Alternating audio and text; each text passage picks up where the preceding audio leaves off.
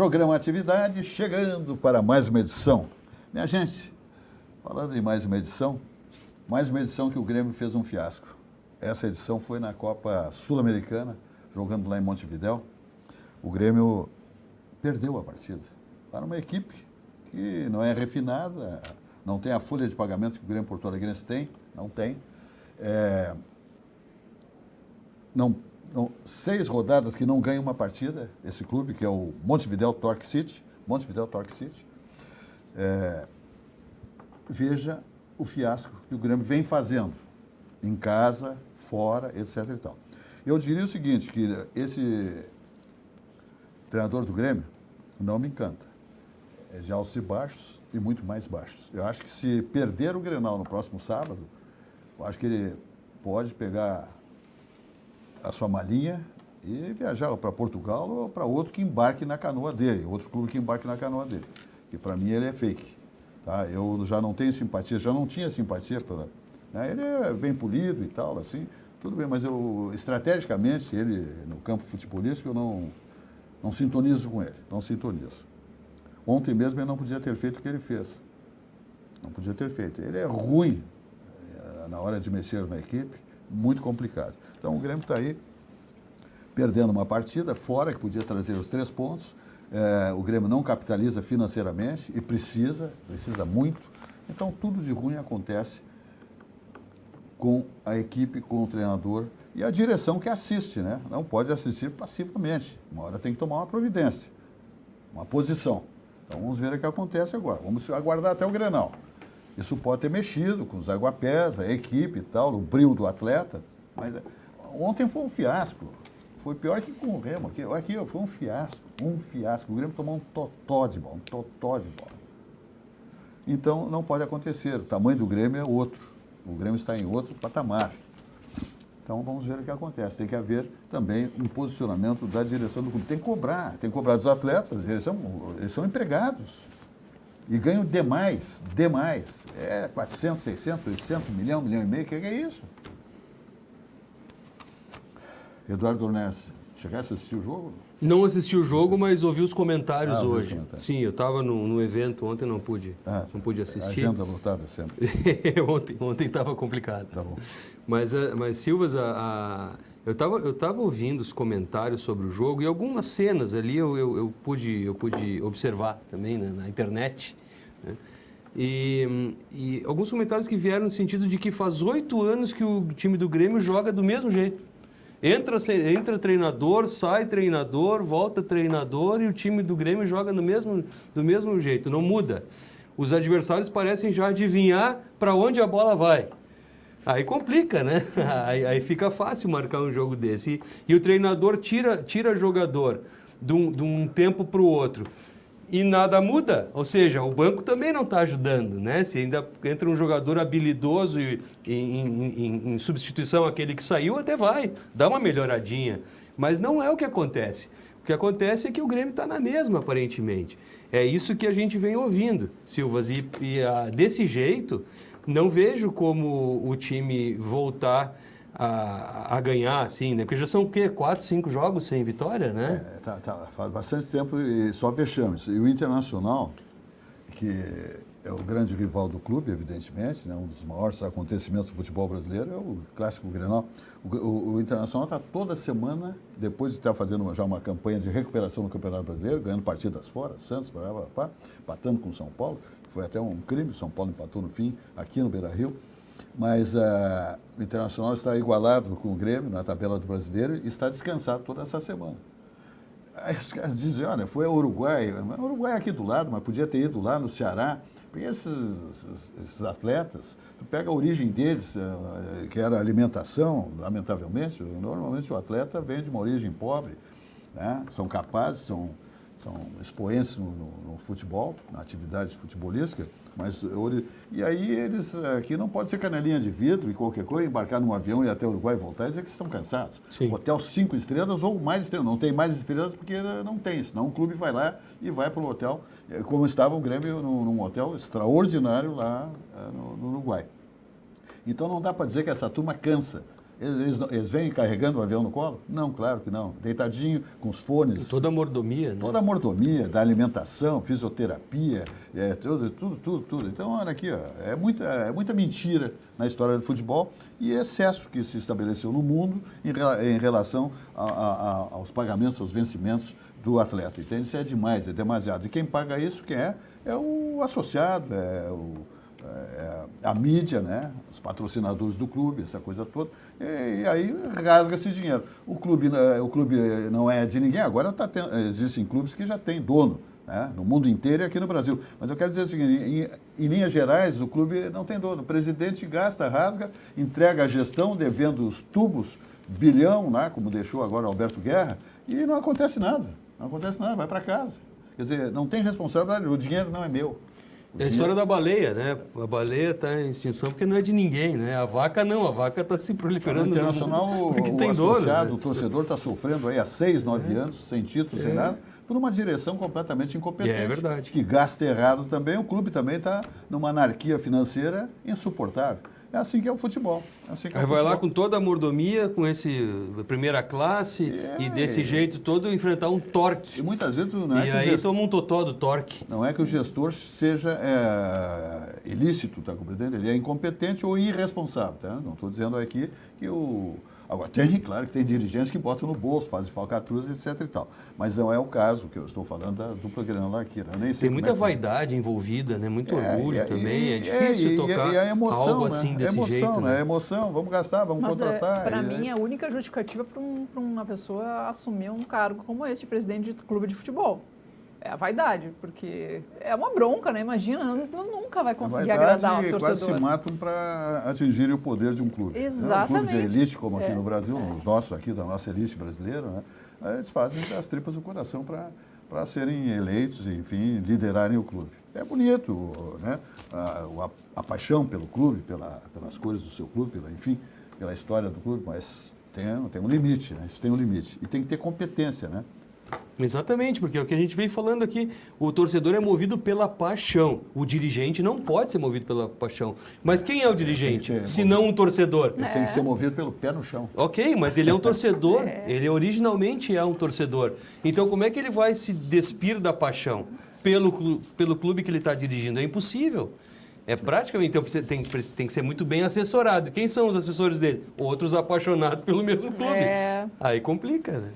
Tu assina embaixo tudo que se disse aqui, sempre, né, Roxane? Sempre. A Roxane, a virtude da Roxane é que ela colar em quem examina, entende. ela Não, examina essa é o minha que se virtude. fala e ela examina. Se tivesse alguma coisa contrária, ela se Sim. manifestaria. Mas como ela assina embaixo sempre, casa com a ideia dela, então ela já diz que está tudo ok. No futebol, né? Vamos deixar claro. No futebol, Não sou claro. Maria vai com as outras, vem tudo. Só no futebol. Só no futebol. Eu gostaria de complementar só em relação ao treinador, que o treinador ele está muito, aparentemente, com muita, sem sentimento nenhum. Aí entra o contraponto. A razão pura e simples é boa, mas não é suficiente. Precisa ter uma gasolininha, que é um pouco de paixão também. A inexistência de paixão é ruim e o excesso de paixão também é ruim. E aparentemente esse treinador ele está indo by the book. Não, mas ontem ele estava com a crista baixa, ele Não, estava constrangido. Ele estava constrangido. E não foi ontem, já faz vários jogos que ele está assim, ele tá dizendo assim, ó, foi o pior jogo nosso, foi o jogo mais impressionantemente ruim que nós fizemos, mas a gente vem fazendo jogos ruins. E aparentemente ele não está achando uma solução. Ele de uma maneira mais assim explícita, ele não está conseguindo convencer o vestiário. A favor dele tem, por exemplo, um atleta como esse TT, uma das contratações mais caras da história do Grêmio aí. Esse atleta não deixa nada, não oferece nada para a equipe, está compreendendo? Mas aí eu recebi uma informação assim que ele tem problemas emocionais pelo lado de fora, família e tal. Sim, mas para fazer trancinha e paracadeira e andar saltitando aí, aí não tem problema emocional. Só tem emocional para não mostrar resposta em campo, né? Atitude, enfim, produzir em campo. Eu estou dando um exemplo, entre tantos. Ainda bem que nós temos aí dirigentes que fizeram uma limpa lá no Grêmio, né? Porque o Grêmio tinha uma folha de pagamento extraordinária com atletas que ganhavam muito e não entregavam nada para o clube, né? Paulo Pelaip chegou aqui, que é um especialista, né, em condução de plantéis e tal, e trazer gurizada da base para o time de cima, que é capital, são ativos do clube, Isso o Paulo Pelaip é PhD nisso aí. Né? Então, se o Paulo Pelaip não está aí no Grêmio, se o Grêmio não tivesse contratado, foi uma bela contratação, que tem que se homenagear à direção por essa atitude de contratar o Paulo Pelaip, eu não sei como é que estaria o Grêmio em termos de folha de pagamento, etc. E tal. Porque tem que ter habilidade para mandar um atleta embora, rescindir contrato, essa coisa toda, entende? Acertar números. Isso não é uma tarefa fácil, isso é uma ciência. Isso aí o Paulo Pelaip tem. Tem cancha nisso? Tem. Ele é o mais preparado, eu diria, né, para ser gestor de um clube de futebol, né, um diretor de futebol, um gerente, um gestor, é o Paulo Pelaip. Porque ele conhece também o atleta que joga e o que não joga, o que se encolhe, né? Porque isso tudo tem manha. Depois que ele bota a loira do lado e a baratinha, né, a nave, aí tudo pode acontecer. Tá certo. Lá. Então tá, vamos adiante então, falando do Banrisul. Esse Banrisul é maravilhoso. Olha aqui. Banrisul apresenta o Banriway, a conta digital que marca o início da vida financeira de crianças e adolescentes. Sem tarifa mensal, Banriway oferece Pix, Banricompras, rendimento automático e recarga de celular, tudo integrado ao dia a dia. Cada funcionalidade foi pensada para ensinar, na prática, o valor do dinheiro e incentivar escolhas mais conscientes desde cedo. Enquanto os filhos ganham autonomia e aprendem a lidar com o próprio dinheiro, os pais acompanham cada movimentação, definem limites e recebem notificações pelo aplicativo Banrisul, tudo de forma simples e segura. Assim, a família participa de perto da construção de hábitos financeiros mais responsáveis, estimulando o diálogo sobre planejamento, organização e consumo consciente. Então, esse é um trabalho que o Banrisul vem fazendo, brilhante. É uma iniciativa extraordinária, né? Conduzindo, educando essa garotada, né, que começa a lidar com dinheiro, a saber a importância do dinheiro, de onde ele vem, como é que se tem que gastar, né, e tudo isso aí. Então, é uma escola financeira que o Banrisul propõe a essa garotada que começa, então, a lidar com os valores financeiros, né? E os pais acompanham de perto essa maravilha que o Banrisul coloca à disposição, eu diria, das famílias, né? Da educação financeira dos jovens. Maravilha. Presidente Fernando Lemos e diretoria, os cumprimentos. Sempre grandes lances, né? Com produtos maravilhosos que o Banrisul oferece aos seus correntistas. Meu filho, manda mensagem quando acabar a prova pra eu te buscar, tá? Pior é que eu tô com pouca bateria e não trouxe o carregador. Ah, meu, tem que te ligar. Vive esquecendo as coisas. Opa, tudo bem. Ué, meu cartão? Passa no meu. Vive esquecendo as coisas. Banriway é a primeira conta do seu filho, para ele aprender a cuidar do dinheiro com o seu acompanhamento. Banriway, a vida financeira do seu filho começa aqui. Muito bem. Daqui nós vamos até a TAP, dizendo que transportes aéreos portugueses é tudo de bom, fazendo de tudo para minimizar aumentos de tarifas com essa crise do petróleo. Está aí a TAP, Transportes Aéreos Portugueses, fazendo, né, uma engrenagem, né, para evitar aumentos, né, que possam prejudicar o bolso de seus clientes e seus passageiros. São tarifas civilizadas e aquele atendimento luso a bordo de qualidade que só a TAP Linhas Aéreas possui. Os encantos da terra portuguesa, essa gastronomia maravilhosa de Porto Alegre e Lisboa, minha gente, em 11 horas, num voo saindo aqui do aeroporto Salgado Filho, que é a grande sacada, grande lance dos porto-alegrenses, dos gaúchos, dos catarinenses, vem gente aqui do Mercosul, para embarcar aqui no aeroporto Salgado Filho para ir direto a Lisboa, leia-se Europa. Fica em Portugal, na Europa ou qualquer destino do planeta pelas aeronaves da TAP Transportes Aéreos Portugueses com tarifas absolutamente civilizadas. Parcelamentos em todas as bandeiras de cartões de crédito. É uma maravilha, sensação essa viagem pela TAP para a Europa. Chegando ali em Lisboa, né? Já chegando ali um bacalhauzinho maravilhoso na chegada. O Di Paolo também está... de parabéns, né? Porque, olha aqui, minha gente, é uma empresa, é o melhor galeto do planeta, então só coisa boa lá com Paulo Jeremia, que comanda o grupo Di Paolo de Galetos. Existem marcas que servem refeições, existem marcas que constroem experiências. Inspirado na tradição da colonização italiana na Serra Gaúcha, o Di Paolo transformou hospitalidade, excelência e autenticidade em referência nacional. São mais de 3 décadas de história, 28 restaurantes em 5 estados e quase 2 milhões de refeições servidas por ano, sempre com cuidado em cada detalhe. Essa tradição também encontra o mar. O Di Paolo agora conta com uma unidade em Torres. É extraordinária, linda, maravilhosa, com arquitetônico muito bem elaborado e aquele sabor que só o Di Paolo tem, Grupo Di Paolo de Galetos. Di Paolo, sabor que atravessa gerações. Adiante vamos, dizendo que Olinda, a essência de vida, está aí. A família Olinda, eu sempre digo que não pode deixar fora de uma bagagem, de uma viagem, Olinda, né? A gente vai encontrar novos sabores, né? Novas gastronomias, às vezes faz excessos, né? E a Olinda é exatamente um auxiliar digestivo indicado em casos de má digestão causado por excessos alimentares. Laboratório Vesp há mais de 100 anos, com uma sede maravilhosa, padrão Anvisa, em Canoas, Rio Grande do Sul. Muito bem. Roxane Ponce, uma autoridade, advogada, autoridade no direito de trânsito. Que a legislação de trânsito é extremamente complexa. Eu passei agora por umas situações que tinha que estudar muito a respeito de legislação de trânsito. Eu fiquei sabendo de muitas coisas, foi um belo ensinamento para mim, que eu não tinha a menor ideia, porque é muito complexo, é muito grande. É uma coisa extraordinária a legislação de trânsito. Coisas que 90% dos motoristas que andam nas estradas do país, até caminhoneiros, etc. e tal, não sabem. Desde sinais, muitas vezes, sinais de trânsito. Roxane, nós temos um problema agora, que são os patinetes. Isso invadiu o Brasil. Eu até tenho uma indisposição, não é só com os patinetes, até com as bicicletas. Por exemplo, esse Banco Itaú, eu não sei quanto é que ele deixa para Porto Alegre, no caso, porque ele, aonde ele chega, ele tira 3, 4 espaços de estacionamento em locais estratégicos da cidade, portanto importantes. E, não sei, essas bicicletas, muitas vezes a maior parte fica estagnada ali naquele espaço que é destinado então para o Banco Itaú. Estou fazendo aqui, eu não sei se talvez uma referência ao Banco Itaú, não é no sentido pejorativo, nem positivo, nem nada, só dizendo que eles pedem licença, eu não sei como é que funciona isso, até eu vou tentar me informar.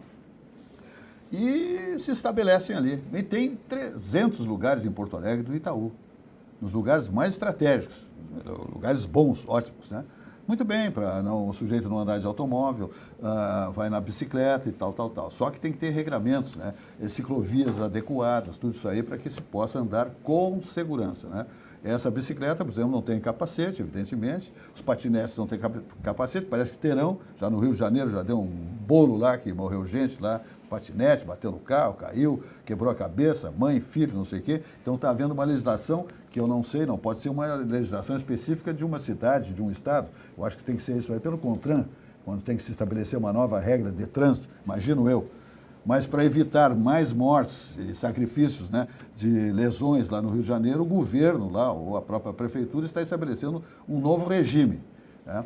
Bom, os patinetes aqui tá. E nós temos também os patinetes, eles andam numa velocidade X, e agora tem essas motos, pequenas motos, que são legais, que podem andar até 50 por hora, né, com bateria, são recarregáveis, que também não exigem emplacamento, carteira, nem capacete, até prova em contrário. Mas está havendo tantas situações complexas, eles invadem calçadas, andam a 50 por hora na calçada. Imagina um sujeito passando a 50 por hora na calçada e tem 2 engarupados, é mãe com filha, é o amigo com amigo, a amiga com a amiga, o pai com a mãe, é um carnaval. E aquilo aí tu pega, o sujeito a 30 por hora numa calçada, a 30 por hora, 2 pessoas ou uma em cima, se ele bater em ti, te atropelar, ele está a 250 quilos. Está entendendo? Pela velocidade, o cara tem 80 quilos. Tu bota o sujeito a 40 por hora, a 30 por hora. Quanto é que se multiplica esse peso? Né? Quando não estão em mais sobre... Exatamente. Mais de quando 2, não tem 2 pessoas. Aí tudo, 70 quilos mais 70 são 140 a 30 por hora. E eles andam rápido. Tá? Assim como as motos também vai nas calçadas. Né? O entregador sobe, desce, entra na contramão e tchau, garibó. Tem que haver uma fiscalização eficiente. Eu sei que a EPTC tem necessidade de novos agentes, né? Mas tem custo, evidente, para o município, para a autarquia, mas fragiliza com um número pequeno de agentes para controlar tudo isso aí, esses abusos que são cometidos, porque as pessoas não respeitam a si mesmas, porque elas se colocam em risco. Né? No momento que elas andam em velocidade, no meio das pessoas, a pé, idosos nas calçadas, ou no meio da rua, na via também, com lotações, ônibus, táxis e automóveis particulares, o risco também de um acidente fatal é iminente, né? Muito bem. Hoje, uma lotação, inclusive, matou uma senhora em Porto Alegre, aqui no centro da cidade. Foi atropelada. Foi atropelada. Muito bem. Roxane, o que tu me diz dessa situação que se estabelece e é grave? Bom, primeiro dizer que o Silvas demonstrou agora o quão complexa é a questão do trânsito, né? Porque ele começou dizendo que ele teve que estudar e pegou as placas, ele foi para a bicicleta, aí o serviço concedido lá, né, do Itaú já respondendo. Na verdade, quem determina esses lugares é a própria prefeitura, né, da onde vai ser instalado. Mas, né, chegando no assunto propriamente dito, que é da questão dos patinetes, e sim, está uma polêmica imensa no Rio de Janeiro, teve esse acidente. Na verdade, o poder público ele vai se movimentando muitas vezes por conta do acontecimento. Do acontecimento. O que é uma pena, né? Porque muitas vezes são acontecimentos que não voltam atrás, né, Silvas? Mas acho que, né, eu não li o decreto lá do Rio de Janeiro, acho que ele deu uma errada na mão, pesou a mão ali e vai ser meio inexequível esse regulamento que o Rio de Janeiro criou para os patinetes. Por que eu digo isso?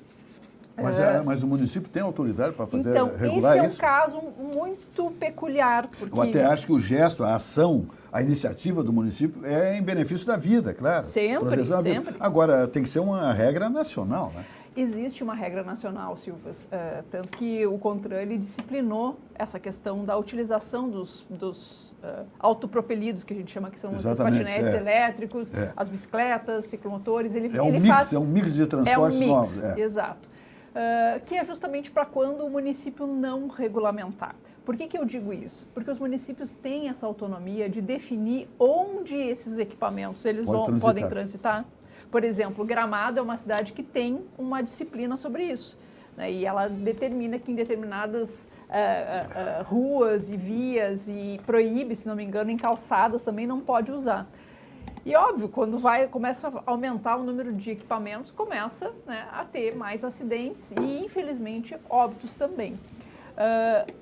O problema do Rio de Janeiro, me parece, que ele começou a exigir um tipo de emplacamento para alguns tipos de autopropelidos, que são os elétricos, que a resolução do CONTRAN não define. Então, me parece que há um problema ali em relação de hierarquia de normas, muito embora o município pode sim disciplinar onde esses equipamentos podem circular. E aqui eu faço só um ajuste no que o Silvas falou. Esses equipamentos, Silvas, que precisam sim de placa e carteira de habilitação, e aí seria a carteira de habilitação ACC, que é para ciclomotor, ou então a carteira A. Mas hoje tu entra numa loja, compra isso aí, não precisa, o vendedor te diz, não precisa nada. Pois é. Mas aí que tá, depende muito do tipo de equipamento. Se ele primeiro, equipamentos que não precisam de carteira de habilitação, eles só podem circular com uma velocidade máxima de 32 km por hora. Então, se o equipamento permitir mais quilometragem do que isso, ele já se enquadra em ciclomotor e exige, então, portanto, a habilitação específica. Mas não está havendo fiscalização da autoridade. Então, mas aí entra a parte do vendedor, né? Eu sempre falo isso, que isso não é uma questão de trânsito, é uma questão de direito do consumidor. Aí é o vendedor que vende um negócio dizendo, não, tá tudo tranquilo, pode dirigir, pode andar no Barra Shopping tem agora um quiosque de venda de motocicletas, o pessoal chega lá e se encantam pelo preço. Tá? Tem de 9 mil, 12 mil, 14 mil. Mas é que tem tipos. A gente tem que analisar para ver se dentro da resolução pode. Por exemplo, tem equipamento. Eu vi esse stand lá no Barra. Tem por exemplo, tem equipamentos que tem o pedal, que é o pedal assistido. Esse já se enquadra, sim, como um patinete elétrico, autopropelido, entendeu? Agora, se porventura não tiver esse pedal, se tiver determinados equipamentos adicionais, ou seja, tem que ter o velocímetro, tem que ter o acelerador. Retrovisor. Né? Tem acelerador que... E os direcionais, né? Não me lembro se precisa de Não? direcional ou não. Mas existe uma grande diferença entre o autopropelido, propriamente dito, que Mas ele ele é tem uma autorizado a andar largura... na pista, esse? Ele pode andar, pela resolução do CONTRAN, ele pode andar no bordo da pista, assim como uma bicicleta, e em vias com o limite de, no máximo, 40 km por hora. Por exemplo, ele já não poderia andar em vias de 60 km por hora, em uma freeway, por exemplo. Só no urbano. Só Eu no vi o urbano. Danilo Peçanha, o que mais tem, assim, nos horários de pico. Sim, mas ali eles fizeram E uma quando- ciclovia. E Não, tem no uma meio outra da, no meio coisa. da galera. E tem uma outra coisa. Quando ele estiver andando sobre a calçada, porque ele até em algumas situações, quando não há disciplina específica, se ele andar na calçada, ele precisa respeitar o limite de 6 km por hora. O que é 6 km por hora? A pé. É uma pessoa caminhando. E é Daí literalmente eles uma nem pessoa... querem. E isso serve também para a bicicleta. Uma bicicleta, quando está na calçada, ela também precisa respeitar esta velocidade máxima. Por exemplo, pessoas que têm problemas com mobilidade reduzida, os PCDs, né, aqueles equipamentos que eles usam para se locomover. Esse limite de velocidade de 6 km por hora é justamente por isso, porque eu não posso proibir o trânsito desses equipamentos autopropelidos na calçada, porque eles são também um auxiliar para as pessoas PCDs. Então, essa questão dos patinetes, primeiro, acho eu que não vai ser com lei que vai se resolver. Vai se resolver com muita educação para o trânsito, porque muitos dos usuários são pessoas que não são habilitadas e nem vão ser habilitadas, muitas vezes. São pessoas menores de idade, né? E aqui a gente precisa entender regras básicas de convivência num ambiente que é coletivo, que é compartilhado. Então, eu acho que o primeiro ponto, investir muito em educação para o trânsito. Acho que, nesse sentido, os órgãos de trânsito acabam pecando, né? Deveria ter um excesso, até um exagero. Assim, eu faço essa comparação da época da pandemia, né? Dizer, use álcool gel, use a máscara, higienize as mãos. Né? Foi quase um mantra que a gente teve que internalizar. Então, dá, sim, para fazer uma lavagem cerebral quando a gente fala em educação para o trânsito. E, por sua vez, também acho que vamos ter que começar a fazer fiscalização daquilo que é quase impossível de ser feito, que é fiscalizar a bicicleta, fiscalizar o pedestre, porque contra todos esses existe, sim, previsão de multa no CTB, só que a gente acaba não aplicando essa penalidade porque a gente não consegue nem vislumbrar como que nós vamos vincular essa multa se não tem uma placa de um carro, né? Então, são problemas que não são tão difíceis de se resolver, mas precisa, sim, de um pouquinho de vontade política para se aplicar a legislação que já existe, né, Silvio? Me lembrei das placas nas carroças. Lembra? Colocaram Sim, placas nas carroças? sim, Quanto tempo faz sim, isso? sim. Mas sempre tem alguém com ideias mirabolantes, né, nessa parte do trânsito. Antigamente tinha, né? Quando tinha a Polícia Civil de Trânsito, né? Não quer, porque tinha a Polícia Civil, que é esse policial que prende o ladrão, o batedor de carteiras, o furto, e tinha a Polícia Civil, que no CAP, inclusive, tinha uma sinaleirazinha aqui, né? Não lembro. A Polícia Civil de Trânsito. E depois terminou isso aí. Mas, enfim, a situação é muito, muito complexa, muito drástica, e os pais hoje estão com muito receio de andarem em calçadas com seus filhos, porque se bate num adulto, o sujeito vai se machucar, não se sabe as coisas, mas uma criança é quase que um óbito, né? E acho que até é perigoso, Silvas, quando a gente vê duas pessoas, já vi 3 pessoas em cima de um patinete desses alugados, isso é extremamente perigoso. É não ter muita noção. Eu não sei se porque a gente vai ficando mais velho, vai ficando com mais medo, né? Eu, quando era mais jovem, não tinha tanto medo dessas coisas, né? Eu andava para lá e para cá, voando as trans. Mas hoje eu fico pensando assim, é muito fácil de você sofrer uma lesão, às vezes muito grave, não é só ralar um joelho, entende? Pode ser uma coisa que realmente te incapacite para o resto da vida por conta do quê? De um brinquedo. Né, que é para ser uma diversão e até, às vezes, um transporte alternativo, mas não é. Vou fazer um outro reparo aqui, sublinhar os ciclistas. Esses que são capacete, que andam em grupos. Normalmente, à tardinha, à noite, eles se reúnem e saem. Eles vão tomando conta da pista. Eu digo aqui na Diário Notícias, aqui pelo Beira Rio, eles não querem saber, eles são atrevidos. E se tu dispor com eles, tu vai brigar com 20, 30. Né? Tem, inclusive, moças, senhoras que participam, a maior parte são homens. Então, eles abusam também. Olha, não há acidentes graves ou óbitos com essa turma porque o motorista cuida deles. Porque eles não cuidam. Eles botam o pisca-pisca aquele na bicicleta, no capacete, não sei o que, e vamos embora. Entende? E vem um lá com uma bandeirola lá fazendo, vem-te embora. Só que eles abusam. Porque, afinal, o trânsito ele é cruel também. Né? Eles estão lidando ali com todo tipo de motorista, veículos pesados, ônibus, lotações, etc. E tal. Então, o santo deles, o Deus deles é muito forte também, porque eles brincam com a sorte demais. Estão muito valentes. Também a PTC tinha que dar um time nessa gente para que eles se organizem melhor e respeitem mais também os veículos. Outra coisa que está acontecendo muito em Porto Alegre é o seguinte, muito bem, a faixa de segurança. Tem que respeitar, isso é indispensável. Qualquer regra de trânsito com trânsito é o pedestre em primeiro lugar, Sim, mas agora, às vezes, tu está vindo a 60 por hora, 50 por hora, tem só um homem ou uma mulher aqui e ele mete o pé e se manda. Quer dizer, quando era muito mais lógico, porque já vai passar o carro, ele deixar passar o carro e atravessar, também com muita segurança. Quer dizer, ele se prevalece muitas vezes de uma situação que ele é o pedestre e que o motorista, que o carro vai ter que parar então. Quer dizer, aí o sujeito está perdendo tempo, está gastando mais combustível, quando tem que ser um encontro de ideias, entende? Um ajudar o outro. Quer dizer, eu posso esperar passar o carro, e daí eu atravesso. Mas não, uma mulher, né, com um filho na mão, bota o pé na via e daí tu tanca feio. Muitas vezes tu está sujeito a um carro que vem atrás de ti e ainda bater em ti, tá vendo? Isso também tinha que haver, assim, uma consciência também do pedestre na situação. Claro, se o carro vem longe, uma coisa ou outra, porque isso é sem sinaleira, é só a faixa de segurança.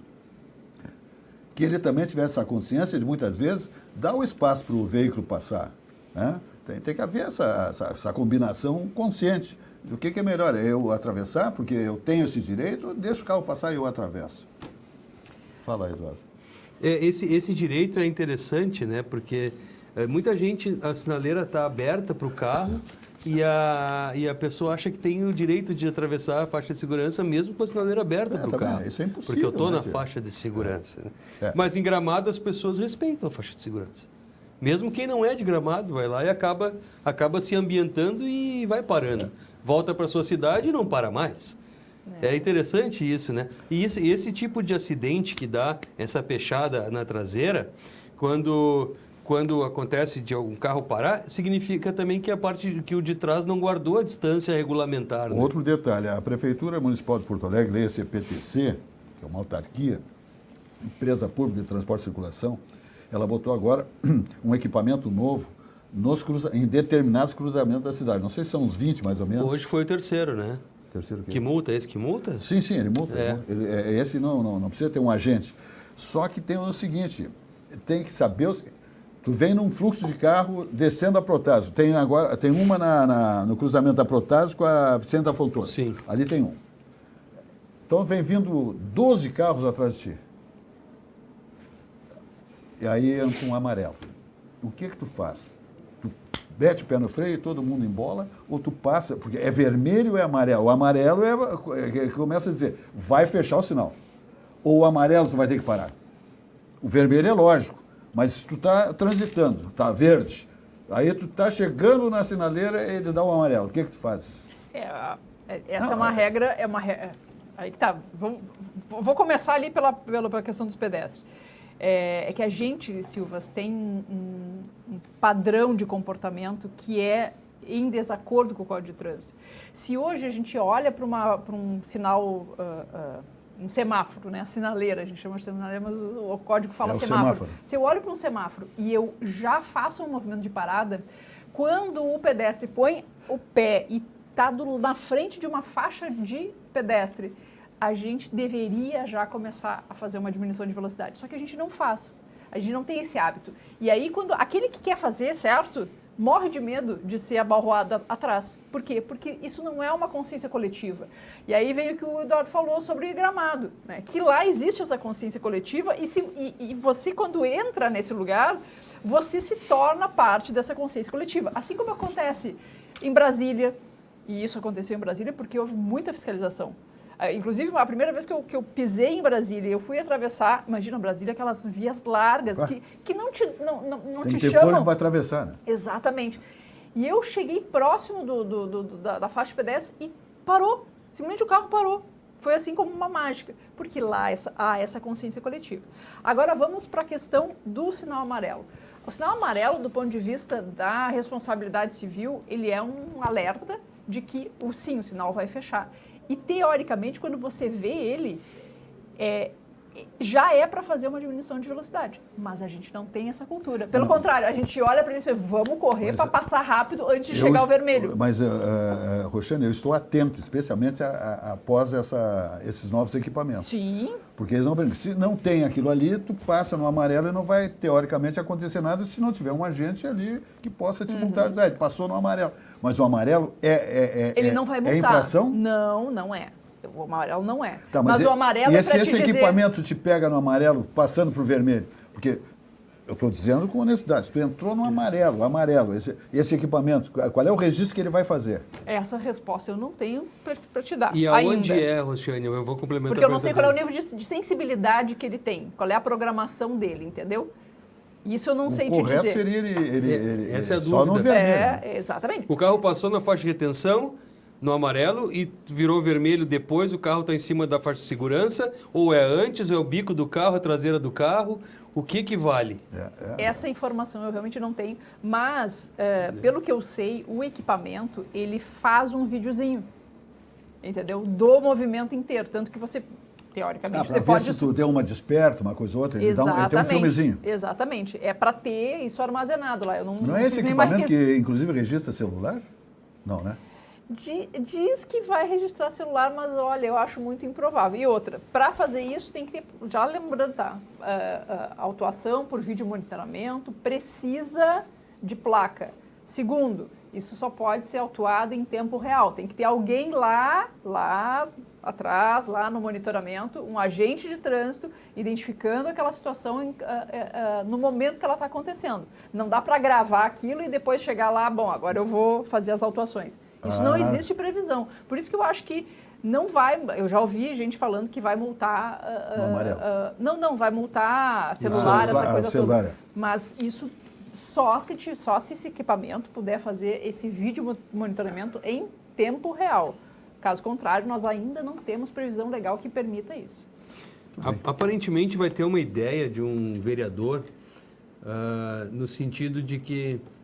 depois o Silvas comenta, mas no sentido de que parece que a sugestão é que a prefeitura coloque temporizador. Temporizador para o motorista ficar tranquilo, né? Tantos segundos faltam, não sei quanto... Porque senão é uma loucura, é um estresse aquilo. Amarelo, vou pisar no freio, ou vou acelerar, ou vai dar para passar, não vai dar. Aquilo se torna um estresse para a pessoa. Vamos ver aqui o apoio do nosso switch aqui, sempre ligado aqui nos temas da nossa bancada, grande profissional. Segundo o EPTC, uma inteligência artificial analisa o vídeo até 1 minuto e meio entre o fato.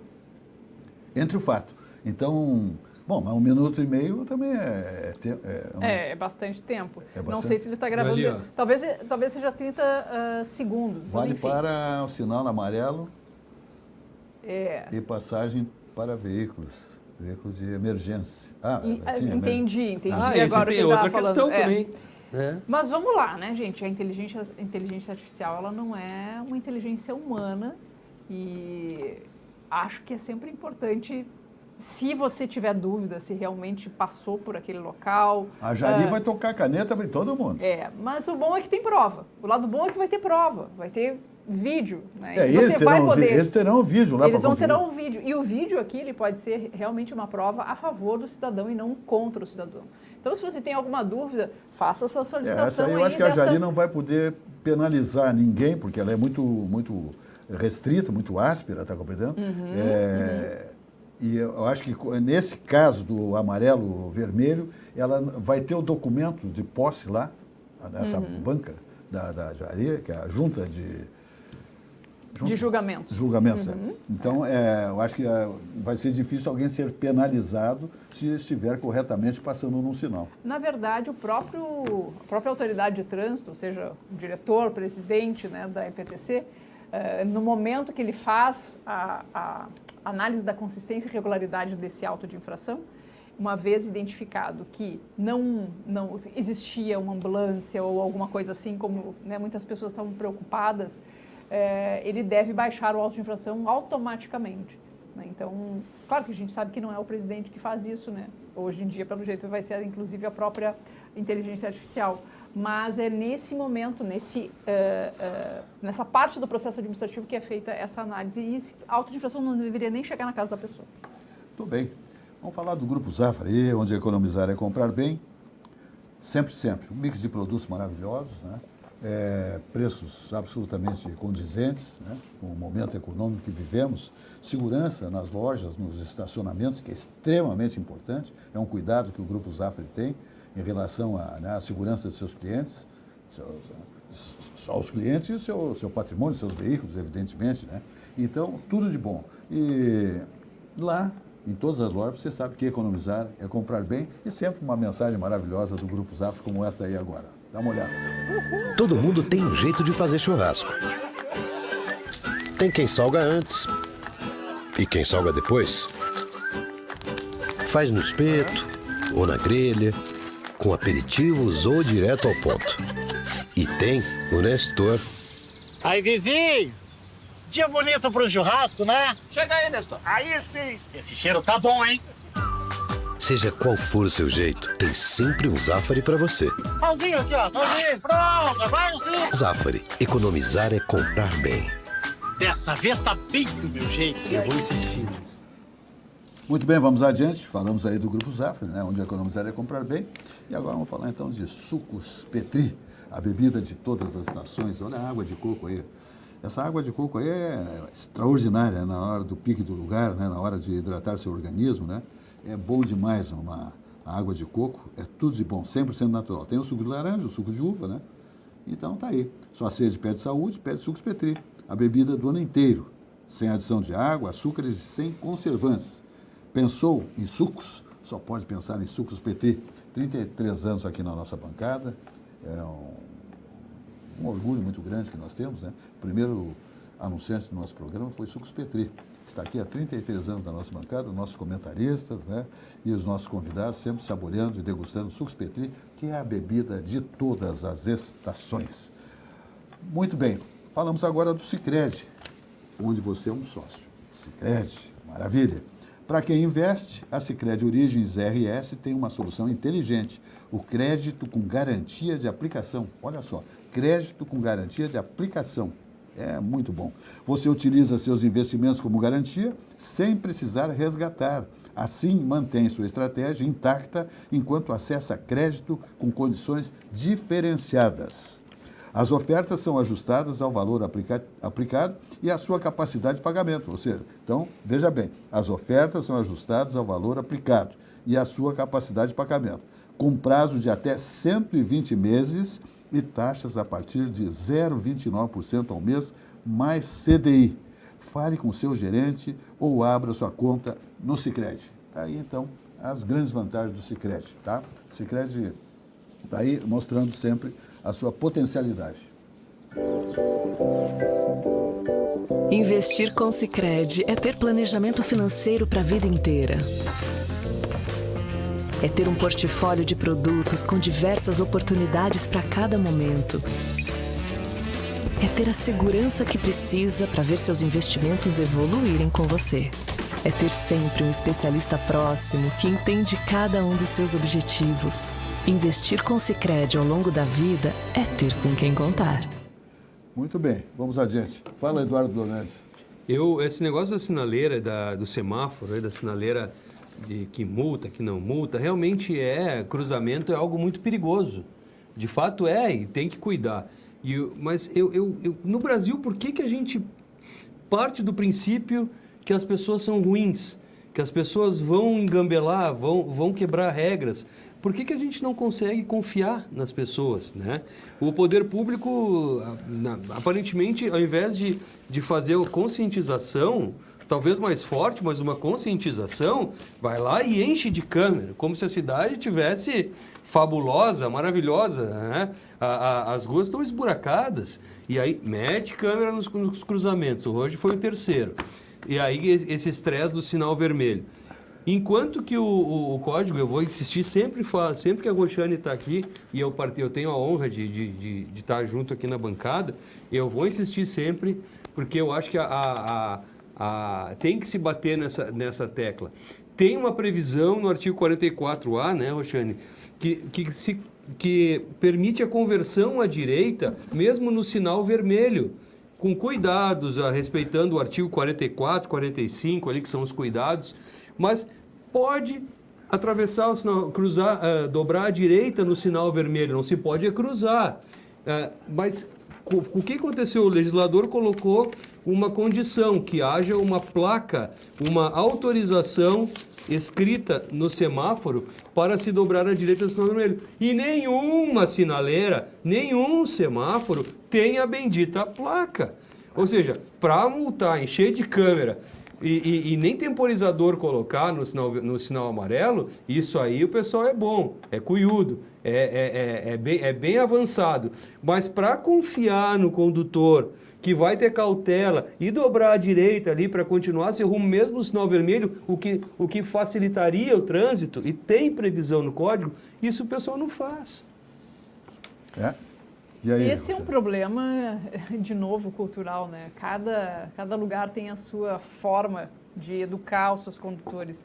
A gente importou essa conversão à direita, mesmo em cruzamentos semafóricos, dos Estados Unidos.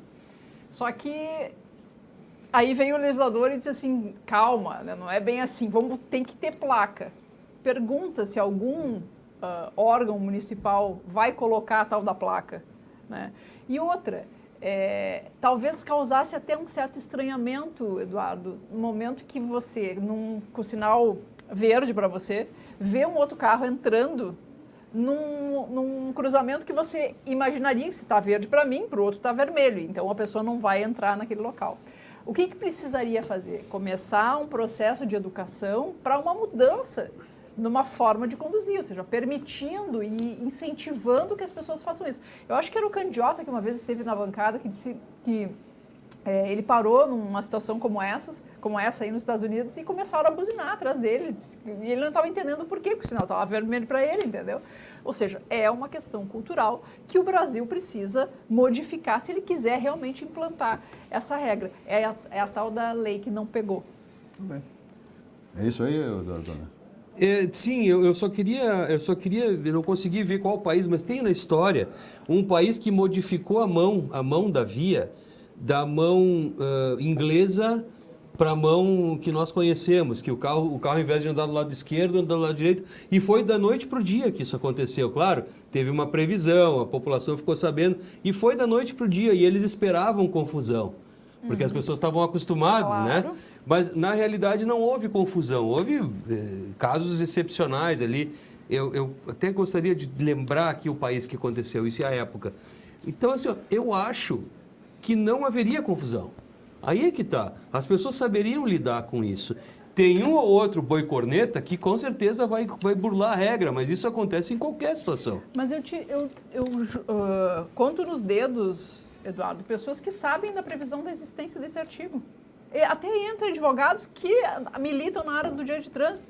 Ou seja, não é algo que as pessoas sabem e que tenham sido educadas. Talvez no momento da mudança da mão para a inglesa para a nossa, tenha havido sim todo um período de orientação, de informação, coisa que não foi feito nesse caso. Então, olha, foi na Suécia.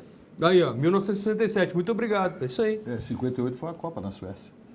Um pouco depois da Copa, 9 anos depois. Minha gente, eu vou falar de produto de altíssima qualidade para a saúde, tá bom?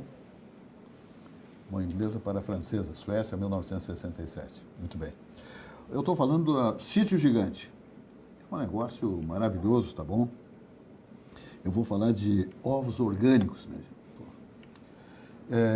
O que acontece? Eu vou ler aqui para vocês. É um sistema, os ovos orgânicos, do Sítio Gigante, que é a melhor marca de ovos. Sistema que prioriza o bem-estar animal. Galinhas criadas soltas com acesso à pastagem.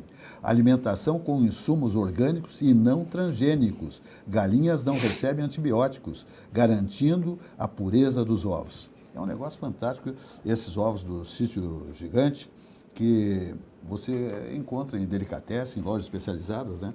Aí o telefone, tá aí o telefone, que é o 51 99 838 5337, tá bom? Então você encontra, por exemplo, nos sábados, lá na Secretaria da Agricultura, no Menino Deus, parece que começa das 7 a 1, uma coisa assim, das 7 da manhã a 1, e às quartas-feiras é das 11 às 5, parece-me, tá? Você pode se informar. Mas está aí o telefone do Sítio Gigante, que você pode ter todas as informações de onde encontrar esses ovos orgânicos, tá bom? Outro dado importante que eu vou passar para os senhores aqui, que tem o seu jardim, suas plantações, etc. e tal, é exatamente titica. O que é titica? É adubo orgânico classe A. Adubo proveniente da cama de aviário, esterco mais serragem, produto seco e compostado, rico em nitrogênio e carbono. Laudo emitido pela Universidade de Passo Fundo, atestando seu grau de pureza.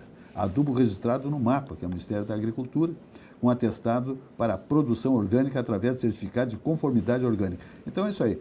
Ovos e adubos, né, com certificação orgânica, emitido pela certificadora Participática Rama. São produtos disponíveis, então, em vários lugares aí, para o consumidor. Na Feira Ecológica do Menino Deus, tá? Na Secretaria da Agricultura, quartas à tarde e sábados pela manhã, tá bom? Lojas, floriculturas e agropecuárias também você encontra, você pode contatar essas lojas pelo 99-836-5337, tá bom? Então, tá aí, eu estou dando uma dica, porque olha aqui, ó, é toda a diferença os ovos comuns de ovos orgânicos. E esses ovos do Sítio Gigante, minha gente, são extraordinários. Eu estou até com uma pança, acho que estou comendo muitos ovos. Mas se o ovo é bom, então pode. Não, é sensacional, é extraordinário, delicioso demais. E outra coisa, o produto, né, a qualificação para a nossa saúde, né? É extraordinário, ovos orgânicos. Eu fiquei assim, impressionado com a diferença, né? Inclusive no sabor, por incrível que pareça. E é comer limpo, cumprimentos né? Ao Eduardo. O Eduardo Tartarotti Gigante é o titular desta empresa, Sítio Gigante. É o Eduardo Tartarotti Gigante, que ele é extremamente rigoroso, né, na qualificação, né, da produção, da criação dessas galinhas, dessas poedeiras, tudo isso aí, e do próprio titica, que é o adubo, esse de altíssima qualidade, que brota tudo de maneira muito saudável, aí no seu jardim especialmente, na sua casa, no seu edifício, seu condomínio, no campo, onde você quiser, tá bom? Muito bem. Fala, Roxane, que nós temos 4 minutos para o nosso fechamento. Queria comentar rapidamente, Silvas, 2 acidentes que aconteceram agora após a mudança do processo de formação de condutor. Né? Um de uma candidata que estava fazendo a prova para ter a CNH em Goiânia e que se perdeu naquele veículo, que era um veículo não adaptado, e atropelou uma pessoa.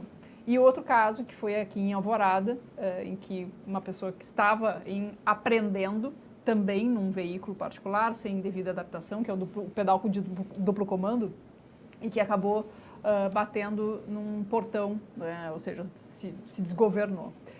E isso são aquelas coisas que a gente já começou a contabilizar em função dessa flexibilização do processo de formação dos novos motoristas. Eu gostaria de chamar a atenção para um ponto que eu acho que o Judiciário vai ser chamado a se manifestar, que é sobre a responsabilidade objetiva do Estado em situações como a omissão, né, ação e por erro. Aqui o Código de Trânsito ele dá uma inovada e pune objetivamente o Estado quando ele erra. E aqui o erro, eu digo que é na política pública que está sendo implementada. Quando há uma autorização, né, vamos imaginar, nessa situação do exame prático, né, que a moça lá de Goiânia atropelou uma pessoa durante a prova, né, que é um momento em que existe um examinador do Detran dentro daquele carro, né, ou seja, existe a presença do poder público ali dentro e ela autoriza uma situação insegura. É insegura para o condutor, para o próprio examinador e para as pessoas que estão no entorno. Eu entendo que, nesses casos, o Estado tem o dever de indenizar, ainda que subsidiariamente, caso, né, aquele instrutor autônomo, que não tem uma autoescola mais por trás, seja o proprietário daquele carro, ou seja, toda essa cadeia, né, de possíveis pessoas que deveriam arcar com os custos dessa indenização, se elas não tiverem como fazer, no final das contas, acho que o Estado vai acabar sendo chamado a pagar, sim, por essa lambança que está sendo feita aí no processo de formação. Lambança. Não tem outro nome, entendeu? É uma lambança que está sendo feita. É verdade. Muito bem. Estamos aí com 1 minuto e meio para o fechamento do nosso programa. Fala, Dornelles. Nós temos aí uma determinação do PT Nacional, né, do comando do partido, que Eduardo Preto não será mais, então, candidato ao governo do Estado. Parece que já está até admitido ser vice da Juliana Brizola, do PDT. O governo federal que é palanque reforçado, então toda a esquerda junto, o pessoal diz que ia sair, parece que já não vai mais sair dessa composição partidária. Então, fica a Juliana Brizola e o Preto, ou não, ou algum outro nome do Partido dos Trabalhadores, como vice-candidato a vice-governança. Então, fica uma chapa forte de esquerda, evidentemente, e faz esse famoso palanque para as eleições de outubro para a presidência da República. Então, está aí essa informação. Estava resistindo aqui o PDT gaúcho, né, que é um dos mais fortes do país, diríamos assim, mas não resistiu à pressão de Brasília, né? Foi determinação do presidente da República e do presidente do partido. Não tem resistência, é assim e está acabado. Então, o que vai se fazer? Né? O presidente da República anda determinando bastante coisa, inclusive a linha de defesa de um ministro do STF, não é mesmo? É verdade. Pois é, democracia. Vai dar muita água, vai rolar nessa cachoeira aí, nesse oceano aí. Assim eu espero. Já tem especialistas aí achando que 2 ministros do STF vão pedir as contas. Acho que seria um caminho menos doloroso, talvez. Talvez. Eu acho que é honroso, né? Seria honroso. Mas honra a essas alturas? Pô, não, mas... Eu ainda acredito. Roxane Ponce, nossa autoridade. Mais frequência aqui, né, Roxane? Eu sei que tem muitas atividades profissionais e que não é fácil, mas os nossos telespectadores... Os horários que não estavam funcionando. Os telespectadores cobram a sua presença e falam da sua ausência, porque eles querem informações altamente qualificadas a respeito do sempre um regozijo estar aqui. Mas que beleza! O programa se despede. Segunda-feira estaremos no ar aqui na RS Play, TV 524 da Claro Net. Mais plataformas. Chegando aí o Alexandre Garcia, 21 horas, chegando o Alexandre Garcia com seu comentário abalizado aqui. E amanhã de manhã, Boris Casoy ao vivo também, aqui 8 horas da manhã na nossa RS Play 524 da Claro Net. Uma boa noite.